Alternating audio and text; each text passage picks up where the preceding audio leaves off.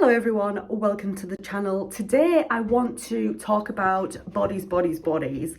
Now I watched Bodies, Bodies, Bodies for the first time this past weekend with my husband, and it was like one of those films for me where I watched it and it stayed with me for like a couple of days after I watched it. I was really kind of thinking about it, it was on my mind, and so I wanted to share a few things from the film that I picked up on whilst I was watching it. I do think that this is a really good film, and I personally really did enjoy it. Bodies, Bodies, Bodies came out in 2022 and it is a comedy horror film, and it's basically a whodunit. There's a killer out there.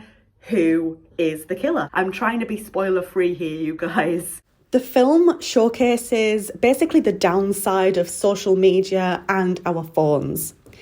It showcases how social media can make us very self-obsessed, can make us jealous, envious, bitter people, and also how social media and our phones can make us blind to what's happening around us, to our environment, and blind to the people around us as well.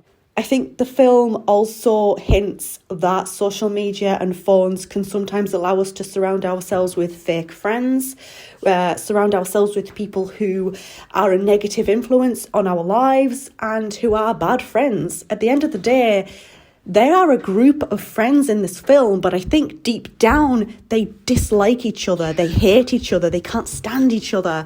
And that is definitely showcased as the movie goes on. I think in the film there's also a subtle hint to the massive contrast of living between the higher and the lower classes.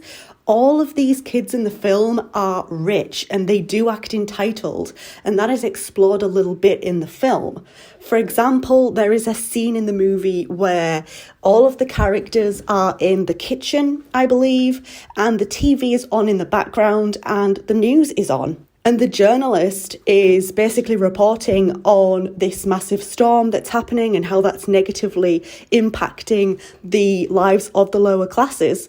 And one of the characters is just like not having any of it. She's like, please just turn that crap off, sort of thing. Like, she's not interested. And I think little moments like that really does showcase this just bubble, this entitled rich bubble that these characters live in. The whole film is a massive hint, of course, that our obsessive phone and social media habits put us into a bubble, and that bubble can be very lonely despite being surrounded by a house full of people. There's an older character in the movie named Greg whose actions throughout the film are a stark contrast from his younger, less mature peers. Instead of getting angry and making a big scene like the others do, Greg is often seen distancing himself calmly from a negative situation.